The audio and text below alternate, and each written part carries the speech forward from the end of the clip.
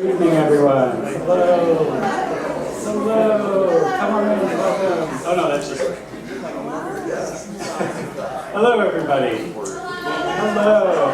How's everybody doing tonight? Good. Thank you for being here. For those of you who don't know me, my name is Toby Altman. I'm the director of the RCAH Center for Poetry. For those of you who do know me, it's great to see you again. Thanks for coming back. Hello. Hey, Ro. How's it going? Tonight is the launch of our 2025-26 season, Poetry is a Living Thing. Woo! Woo! That's right, yeah. I think of this as a statement of fact. Poetry is a living thing. It is weedy and tough. It flourishes in unexpected, neglected places, and it is hard to kill. And this is not in my script, but I was just thinking this afternoon in this moment of shall we say, world historical despair. Maybe we need a little bit of that weedy survival energy to carry us through. Poetry is a living thing. It's a statement of fact, but it's also a statement about what poetry does when it is brought into a room like this one. When we were imagining this year's series, we wanted to think about performance itself, not as a secondary form, derivative from the poem's true life on the page, but as an artistic practice in its own right. What is unique about a poem in performance? What does a poem do when it travels through the air from one body to another? Over the course of this year, we will be exploring those questions, though not in the hope of answering them. Rather, I hope that the performances we present this year will expand the questions, deepen them, and in so doing, enlarge our collective sense of what poetry can be. We will be bombarding you with newsletters, flyers, and email reminders about these events. So I'm not going to go through the whole calendar tonight, though there is a lot to be excited about. We're putting together a Festival of Poets Theater, which will be headlined by the great Joelle McSweeney. We're staging another installment of SummerSlam, and I'm pleased to say, since he's here tonight, we're preparing for a live improvisatory collaboration between Dennis Hinrichsen and two Lansing-based ambient musicians. And I would be remiss if I did not mention our most ambitious set of events. We are lucky, really truly lucky, to have the inimitable poet and performance artist Tracy Morris visiting MSU not once, but twice this year. Next week, she will be on campus to give the annual Hyphens Lecture in Creative Writing. That's at 3 p.m. on October 17th in Wells B210. And she'll be back on March 27th for a commissioned original performance at the Broad Museum in response to their winter-spring exhibit. Which, it's hard to believe, but they tell me that this is true. They're going to take that big central gallery, you know, with the huge high roof, and they're going to submerge that whole space in complete darkness for an exhibit by the artist Jan Tichy. And Tracy is going to perform in and in response to that space of darkness. So that, you know, Tracy Morris, Zaha Hadid, Jan Tichy, Total Darkness, it doesn't get any better than that, right? I mean, it's going to be amazing.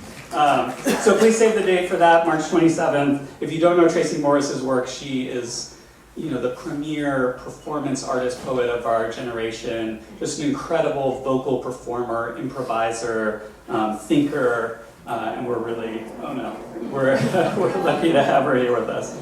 The screen doesn't like this. So when I say that poetry is a living thing, this is what I have in mind. Not poetry as an immutable, inaccessible artifact preserved in amber against the ages, but poetry is a shared experience, a communal experience. Perhaps it is transitory and ephemeral, married to a specific place and moment, but it is also married to a specific place and moment. It becomes part of the life of that place. I am delighted then that we are opening this year-long series of experiments and investigations with Esther Belin and Jo Troxell. Esther and Jo are very different poets, but they share between them a commitment to a poetic practice which exceeds the singular, which becomes communal. And they both ask the poem to be responsible to community, to contribute to a community's healing, its survival, and its thriving. Thank you. It won't be the only one by the time I'm done. I first encountered Jo's work last year when she was my student in ARCA 335, Poetry in the Archive. For her final project for the course, Jo unearthed a set of 19th century newspaper articles about boarding schools. The articles are unapologetic celebrations of institutions that attempted to erase indigenous culture, which makes the poems that Jo made from them all the more remarkable. Working with the language of these articles and nothing else, she raises from them the indigenous voices that they suppress. Now, young poets are often told to find their voices. This is bad advice. And these poems show why. Instead of resigning herself to the singular, isolated voice, Jo creates a choral voice which moves across history, braiding together past and present, the many generations of indigenous survival and resistance. Or as she puts it in the first poem in this series, quote, "Power among Indian ancestors during their history devoured every perilous journey." As an educator, a teacher of poetry, this is the kind of thing you dream of. It's not just that the poems are great, though they are.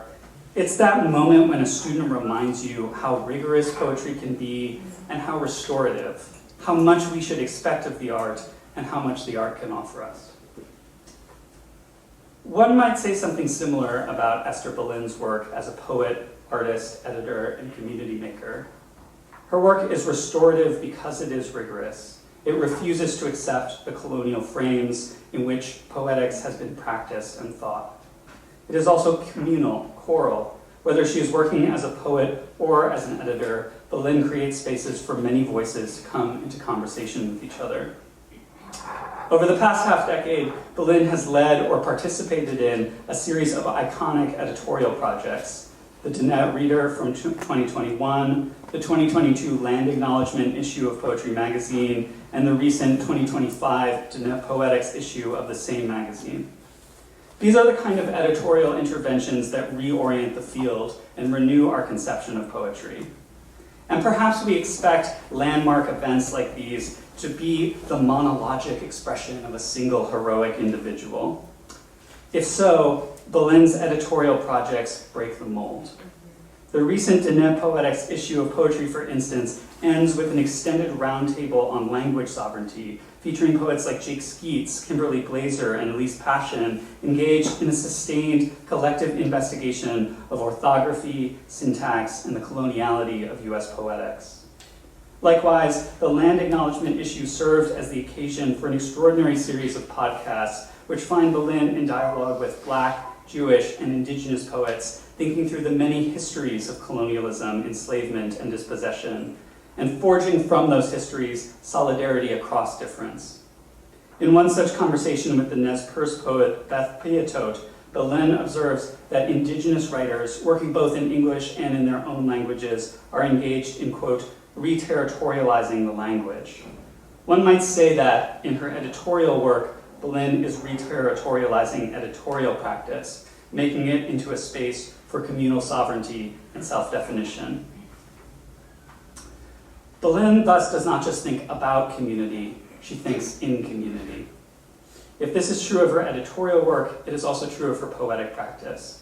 As she observes in a 2007 essay, quote, "I realize my voice is not just mine. I speak in a chorus of voices," close quote. Moving across her two books, From the Belly of My Beauty, published in 1999, which won the American Book Award from the Before Columbus Foundation, and Of Cartography, 2017, one encounters a poet of extraordinary range. She writes poems as maps, graphs, class assignments, poems as bundles, lyrics, and fluxus scores. No single poetics or kind of poem is sufficient to accommodate the scope of her vision or the difficulty of the questions she addresses. As she notes in a 2000 interview with Studies in American Indian Literatures, quote, "I see myself as an interpreter of what happened in my parents' generation, and I want to let people know about their experiences, especially with boarding schools and relocation. I see my books as an anthropological text, telling what it's like for Native people." If her poems are plural in their forms, it is because they must stretch to encompass a chorus of voices, a whole set of traumatic histories. Or, as she puts it in Gone, a poem from Of Cartography, quote, "In one breath, I try to say all that has been said in the last 500 years. I don't want to go back any further. I don't want to think back anymore. I want to spread my four treasures across the page like a belly dancer, moving between light and shadow, exposing all the necessary parts." This is a dynamic, one might say breakneck sentence, which rushes down the page without reaching a period. If it breaks the rules of English grammar and syntax, it does so in the interest of finding and expressing a different music. In an interview for the Denote Reader, Belin notes that, quote, "Navajo language and thought greatly influences my writing. Even though Navajo is not my first language, I rely on my experiences growing up with parents who are native speakers to recreate spatial qualities and emotions from the language." Like the native writers who she celebrates in her conversation with Paiutot, Belin is herself territorializing the language, repoeticizing English as a vessel for what she calls elsewhere, quote, "my own tribe's epistemology." Working against the English language from within it, Belin creates poems that resonate beyond the singular voice, that encompass 500 years of history and her parents' experience, that emerge from and return to community, each enriching the other. So I think I speak for all of us when I say that we are thrilled to have Esther here with us at MSU. Her presence is a gift in her generosity and warmth, her rigor, and her communal commitment. And we are also thrilled to welcome Jo back to ARCA as an alum, yes, but above all, as a poet. So please join me in welcoming first Jo and then Esther.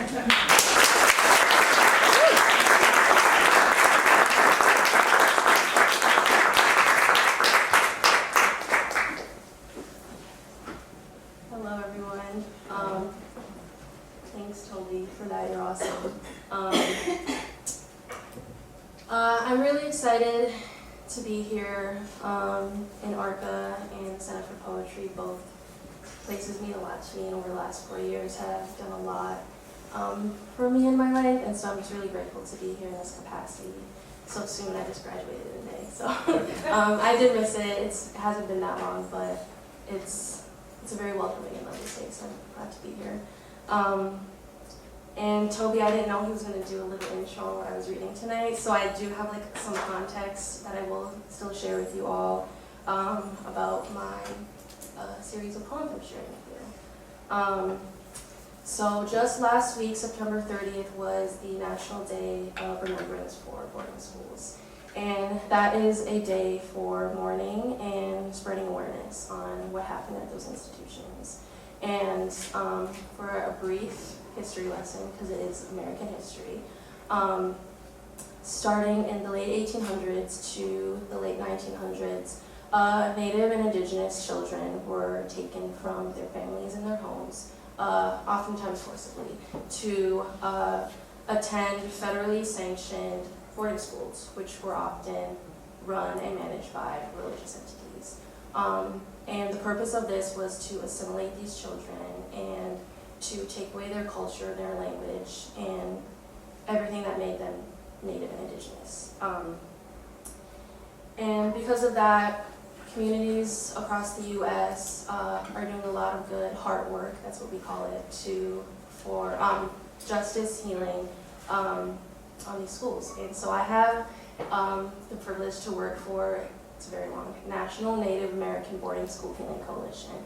And so I get to do this work on a very big level, and it's really amazing. But before my third goal job, I was an ARCA student, and I was incorporating this history into my classes whenever I could, which thankfully ARCA granted me that opportunity many, many times. And this is just an example of one of those projects in Toby's class last year.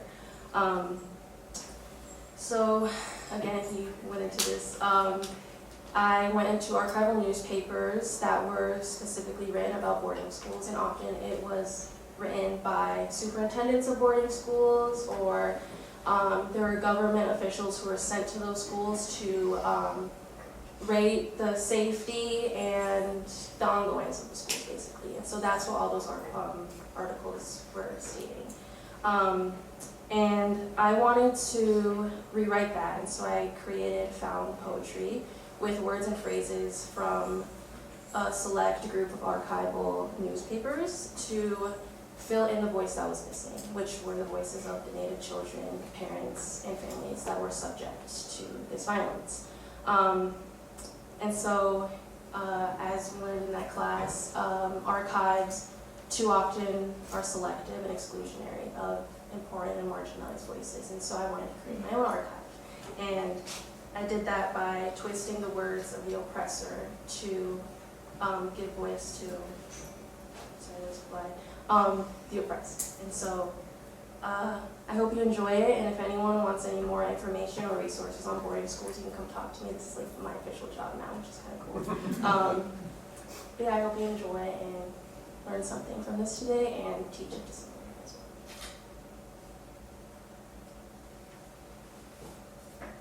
well. Number 1. In spite of the history, red ink travels alone among the dauntless Lord and Master. Lord and Master, looking on, the red paints, a poor squaw, without a definite idea, a slightest fear. Slightest fear, largely due to no power among a perilous journey. Among Indian youth dying out, confident the Indians are, being kept along among life, looking brave, a time for getting power. Power among Indian ancestors, during their history devoured every perilous journey, looking on Lord and Master. Number 2. The white man's way is the best way. The red man will have more chance in life through ignorance, through the most degraded condition of life. The white man's way is the best way. A mass of Indian lands are never received.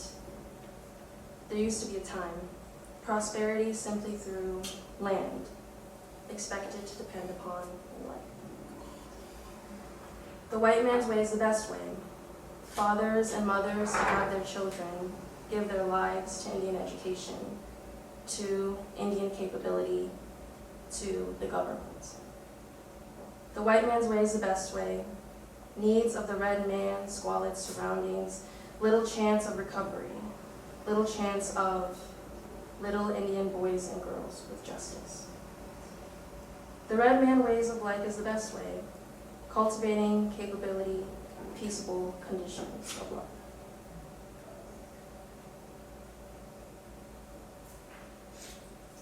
Number 3. Before there was many a white man, the Indians, scattered along waters up north, winter and summer were already there. Fishing and hunting, relying largely on their own mode of living, passed down through generations. No desire to the custom of the pale face. They are dependent on their ancestors. In order to exist, they keep in touch with the spirits, and as a result, they care. One of the greatest problems in their midst are the white people troubled by their spirit, so far removed, incapable of caring but for themselves. They roam from one vicinity to another, roving in vain, taking unto themselves the Indian home. This is all they care for. Enter, remove, and leave. Number 4. The whole subject of Indian education is regarded by the ancestors as the sound of troubled waters. A time of perilous journey, a mass of dying prosperity. The government degraded their mind with doubt, removed their history, devoured their children in the white man's way, for the condition of civilization, for control. And finally, number 5. One of the bravest in history are the Indian children, removed from their homes, from their fathers and mothers, had to give up their ways of life, not allowed to exist with love. Young children give their lives to people who have been savage, a self-sacrificing devotion. They are willing to do anything to be allowed to love. When they go back, there is very little chance of recovery, the spirit degraded, and the control of the white man's education, symbolizing ignorance, the condition of Indian education, the condition of civilization, done.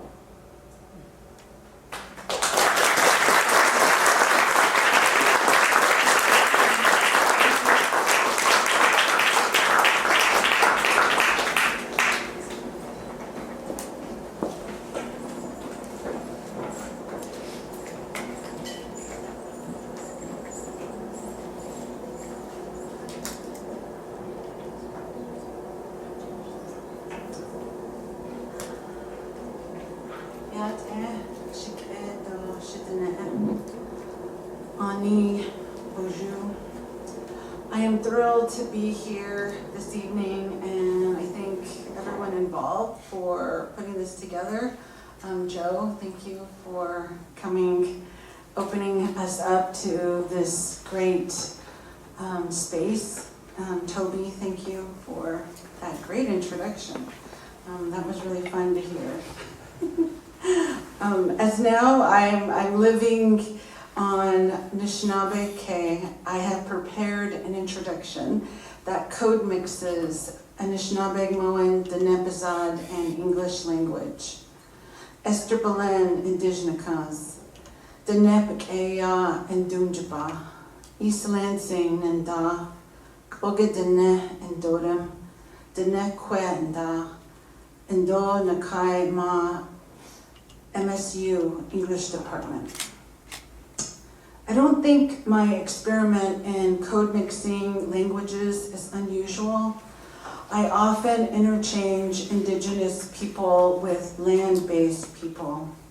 In my introduction, after I said my name, I said Denepakeya and Dunjaba, loosely translating that I am from Navajo land.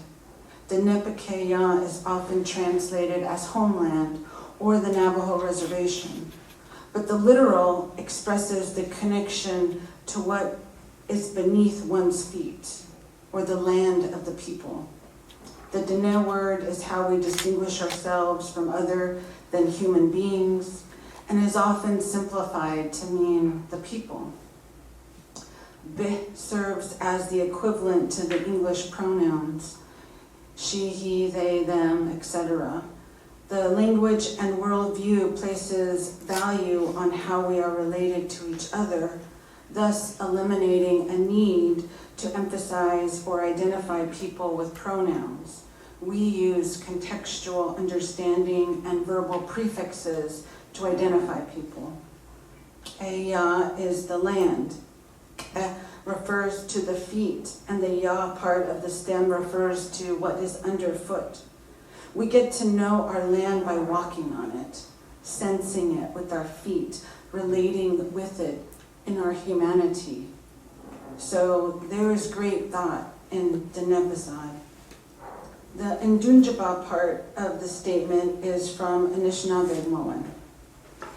It can mean where you are from, with an emphasis on where your spirit is from, where you connect to the land, the people.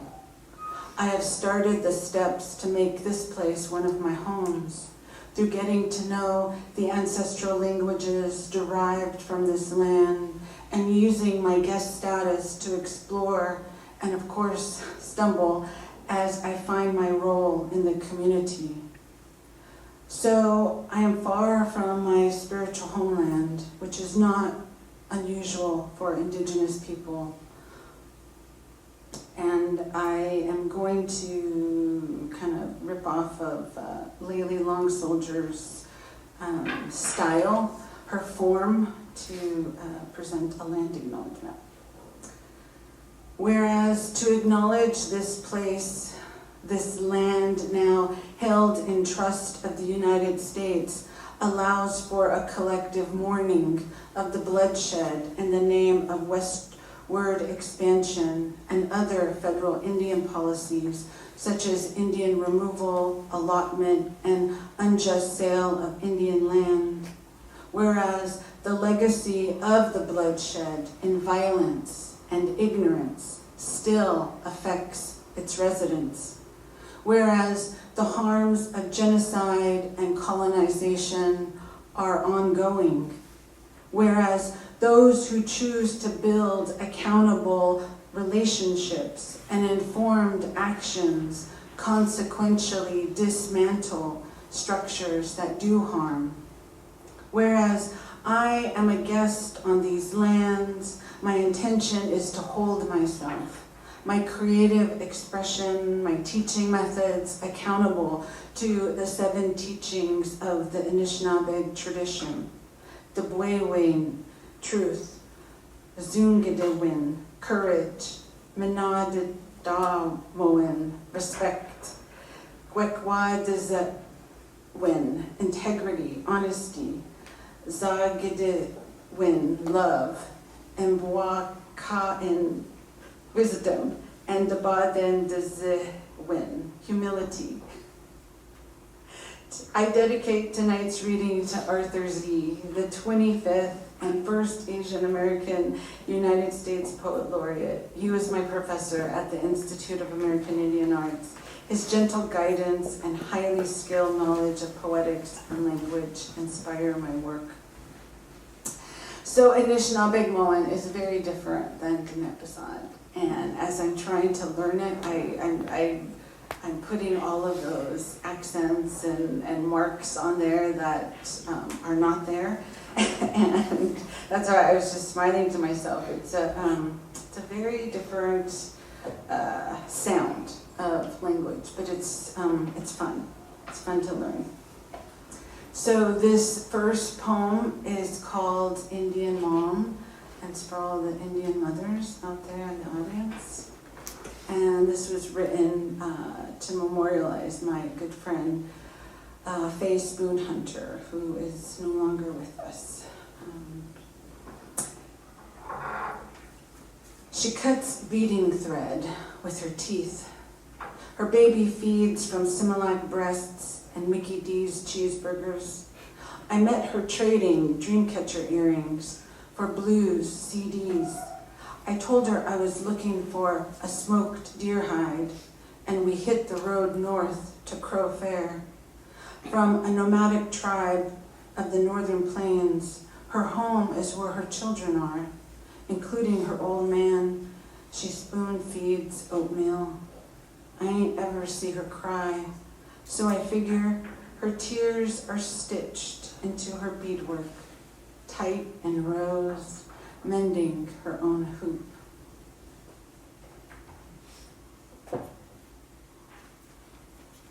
And you guys are all special. But there is a special couple here tonight that had the honor to meet my husband and I when, I don't know, we were probably like in our 3rd year of marriage, and we had little kids, and we were fresh out of art school, and he was a stone sculptor. And we were doing an art show at the Mesa Verde National Park, and we camped there, and we met them, and they're here, and they bought one of my husband's sculptures, and they remember me well. I remember that time well because I'm camping with young kids, and I think one of them was potty training, and they are my touchstone tonight, and it just gives me a lot of joy. My husband is no longer with me. He passed in a couple years ago, 2023. I keep my language in my back pocket, like a special handkerchief that I only display when I want to show my manners in a respectful way. It's always so nice to hear my language, even if I don't fully understand it. I know when someone is telling someone else off. I know when someone is telling a joke, especially if it's about me. I know when someone is being gentle or kind or gossiping and planting barbed seeds with hushed voices. I know when I'm being reprimanded. Yadallah dojanida. I know when people are talking about my children. Dando Esther Belin desbat so'abine shandin do away yaja Marie. It is our great Navajo language, the Nepazad, that keeps me silent with Hojong, peace, beauty. And even if I'm walking in downtown Los Angeles or among the Nakai Dene Benald Sose or Nakai Lejin, their words and language pass overhead, joining the thin outline of smog. I walk on, mumbling some Spanish, Japanese, Lakota, or Crow, leaving them in thought about my origin in the middle of busy intersections and energy-efficient streetlights. They see a cornfield and canyon walls.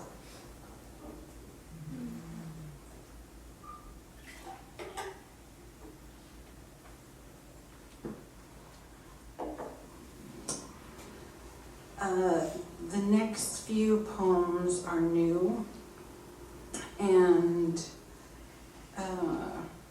the last one I'll read, I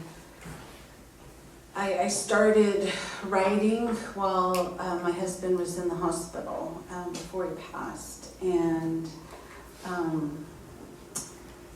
think they're done. I think they're finally done. Study of two figures after Monica Yoon. One figure, A. Eston, the other figure, A. Haskin. They are each other's complements, each other's total eclipse. They wax and wane in government archival receptacles. They live in binaries, one depository labeled female, the other depository labeled male. If they are facing west, they are mythical. When they face east, they are Dene. At dawn, they occupy the white shell teachings. At dusk, they are shackled back into the museum diorama. To mention the Dene-ness of the figures creates an endnote in this poem.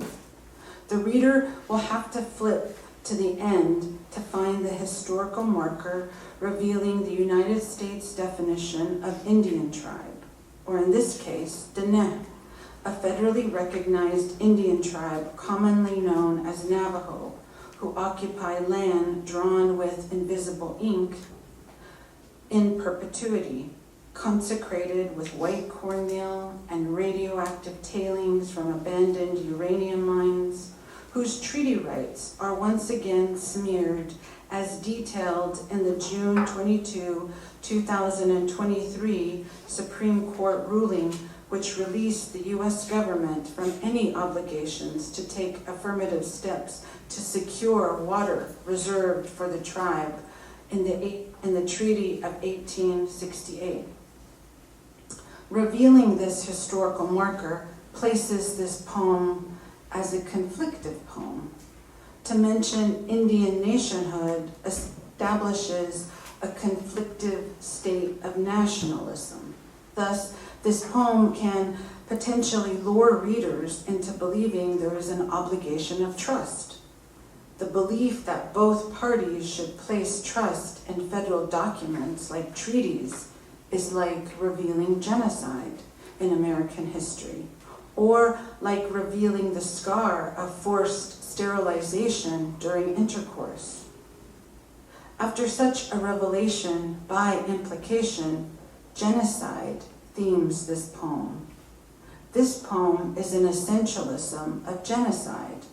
The intercourse is an essentialism of forced sterilization. Revelation with such gravitational complexity can only be labeled federal Indian policy.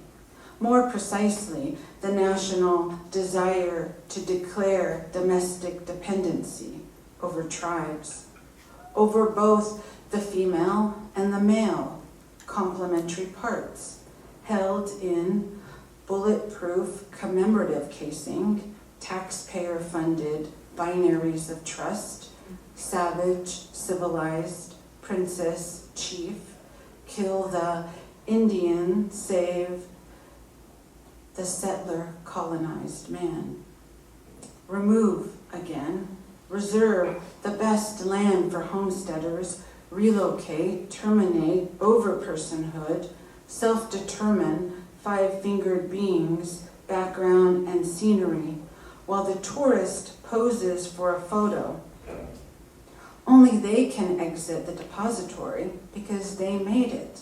The tourist can walk away with schematics tucked canyon, gorge deep, inside a front panel pocket placed symbolically over the anatomical heart. Nativeness is the depository in this poem. Nativeness exists within the conflicted borderlands of this depository, in conflict. This depository of occupied nationalism holds desire and disunity. They are the same. If they are problematic, they are the same problem. They have the same solution. It's an American tendency to determine genocide as a mere mishap, a myth of disingenuous natives occupying land drawn with invisible ink in perpetuity with no implication of guaranteed rights. Footnote: see the study of two figures shackled to a dioramic myth.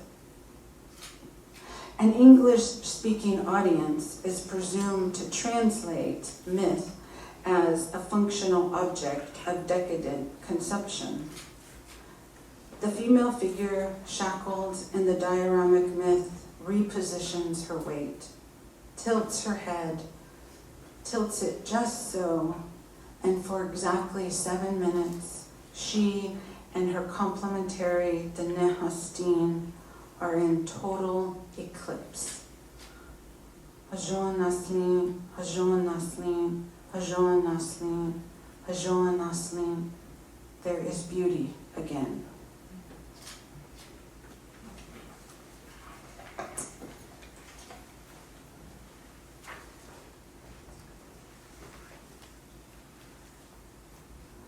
think my papers got out of order.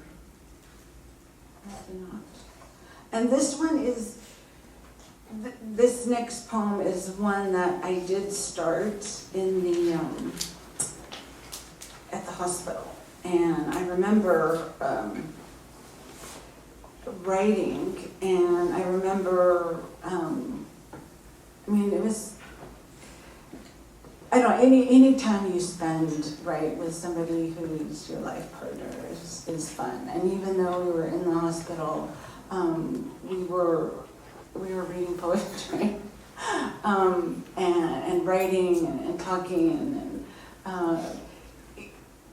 and it's interesting because he wasn't a poet, he was a sculptor, but he did appreciate poetry, and he did love to read it to me, which I treasured, and I totally miss. And it's kind of funny because I think during the pandemic, where a lot of folks were experiencing all different types of emotion, the isolation was comforting to us in Colorado. We were on our homeland. Nobody was bothering us. all my children were home, which I don't think will ever happen again. And we were reading and doing art and on the land, and that's what I think of when, you know, these conversations about what it is that actually mom does for work. and so a lot of these conversations that I've had with my children, I had with my husband in that really, you know, enclosed space in the hospital, are in this poem.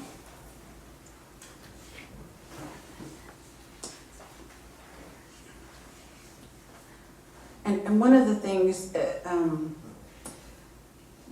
during that time, I had to do I had already scheduled a trip, and I was so conflicted, and he said, go, he's like, just write me a new poem. And so that's the title. This is a new piece of writing. The poem starts here. One that falls within the genre of poetry.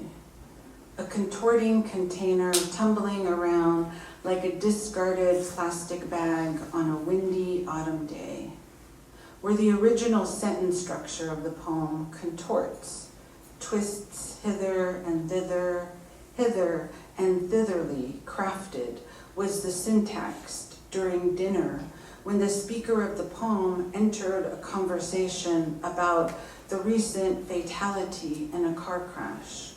No substances involved, just the slant heaviness of the human brain tilting unfavorably toward restraining devices like seatbelts, unfavorably limiting freedom and choice, which is to say that the original sentence structure, quite aggressively pedantic, nearly matching one for one the bothersome erratic behavior from the driver directly on my right, hither and thitherly did this piece of writing tumble into the genre of poetry.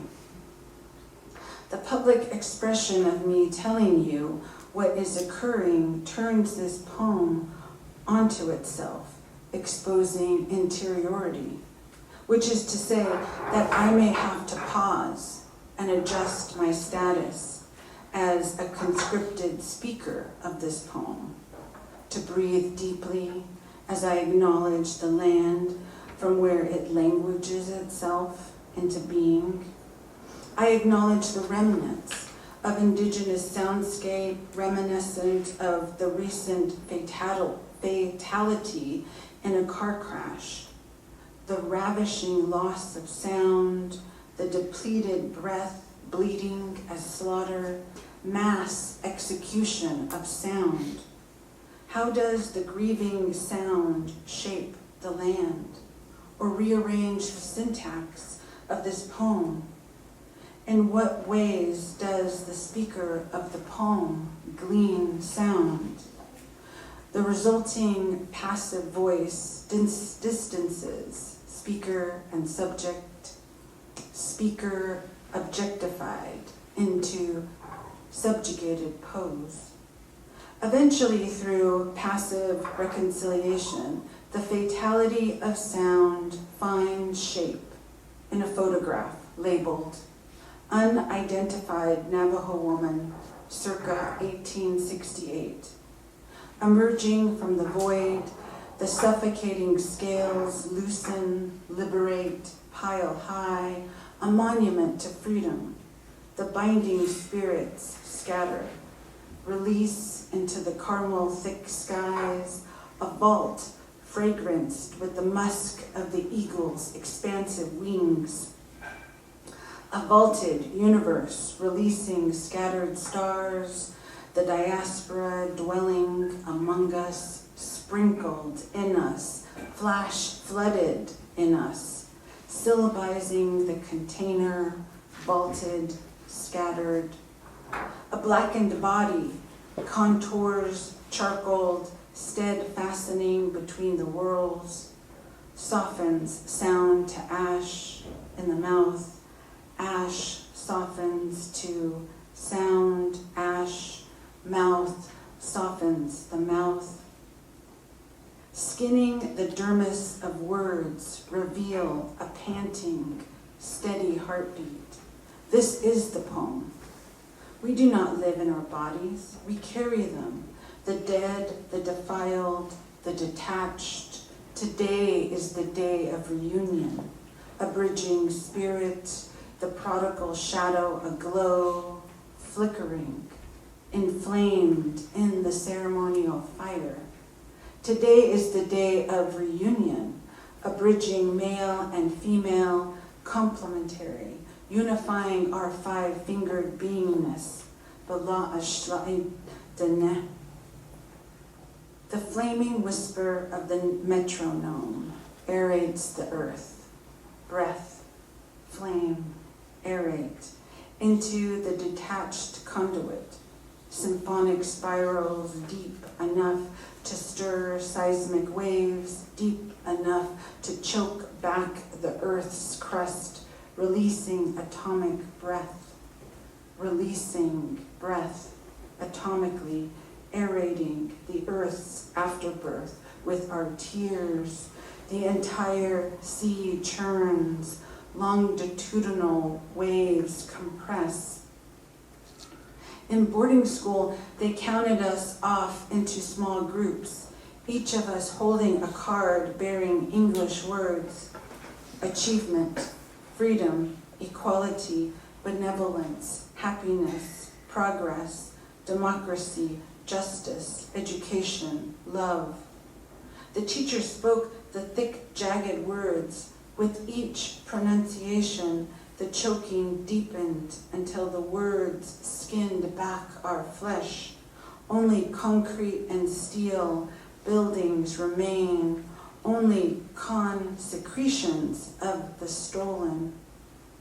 Standing among the remnants of skinned words and waves, bleeding salt, paper language lashes metrically, militarized syllables, tongues swell into achievement, freedom, equality, benevolence, happiness, progress, democracy, justice, education, love. Floods my female rain, siphons my male lightning.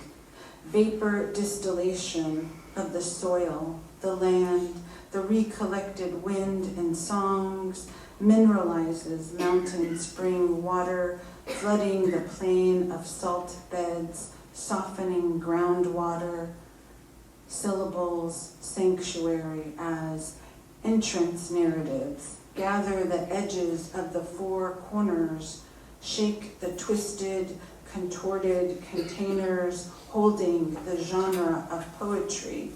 A deep voice soundscapes the top half of the sky, softness, hither and thither, saturates syntax as lightning bolt cracks between syllables.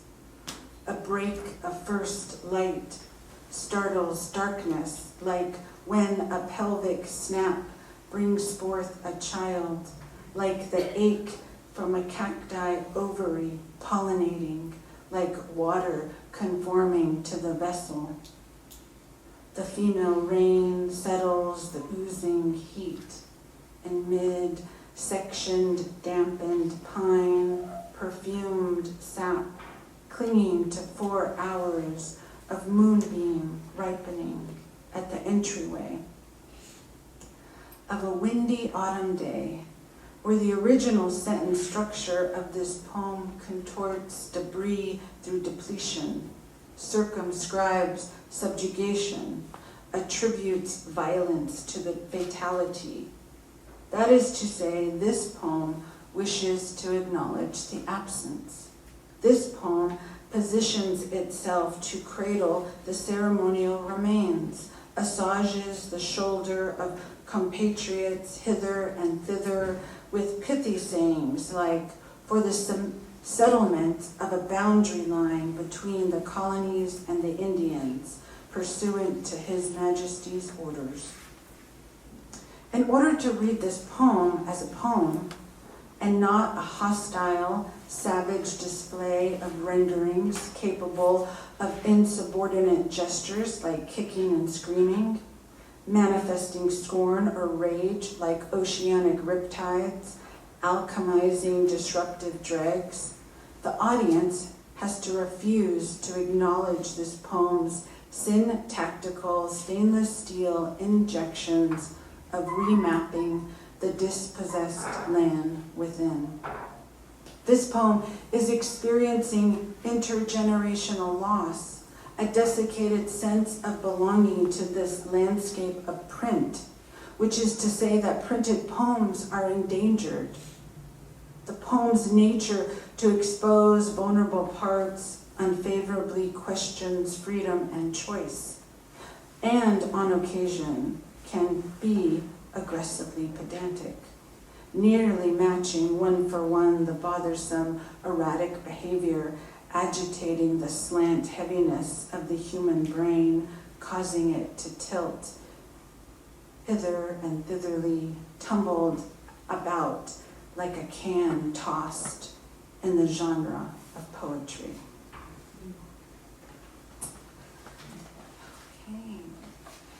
Okay. I think I'll read one more.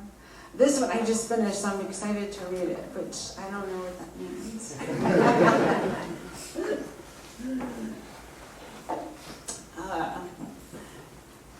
And this will be my last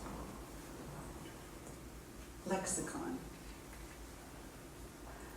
I imagine I've been becoming unlanguaged, been becoming a concussed 10-gauged heavy payload of steel.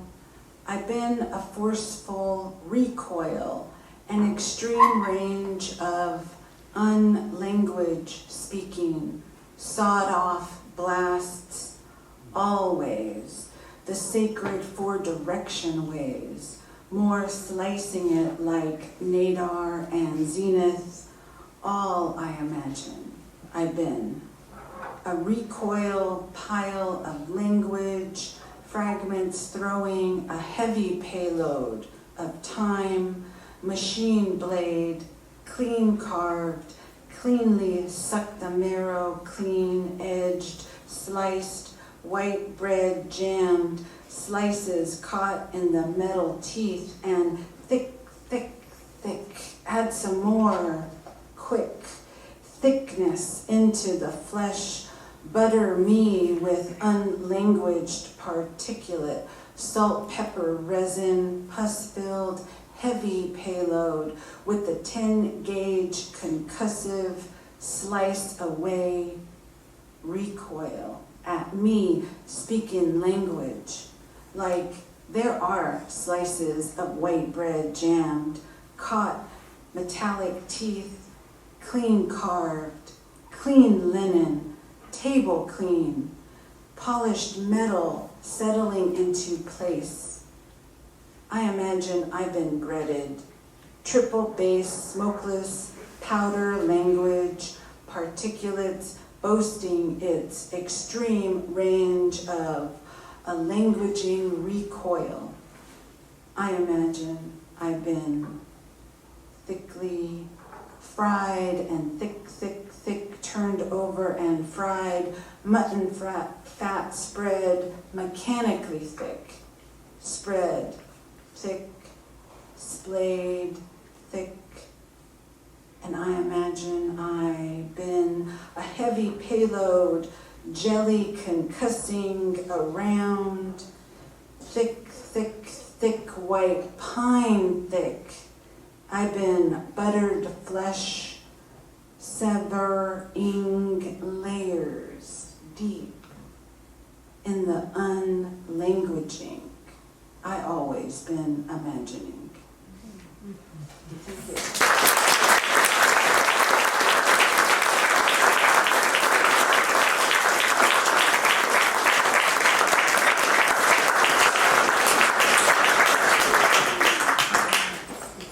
Let's have another round of applause for Jo.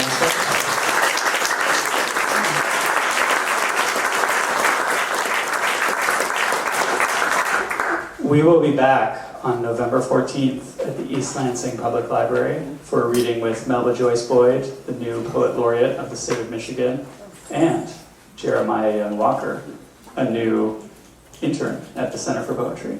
So please join us. That'll be 7 p.m. November 14th at the East Lansing Public Library. And Melba will be giving a workshop the next day as part of the Poets Roundtable Conference at the Library of Michigan, organized by the Lansing Poetry Club and Ruane Stokes. We hope you'll join us upstairs on the second floor in the Lookout Gallery for a book signing and a reception. Get your broadsheet, get it signed by Esther, buy a book, stay for food and conversation. Thanks so much for being here.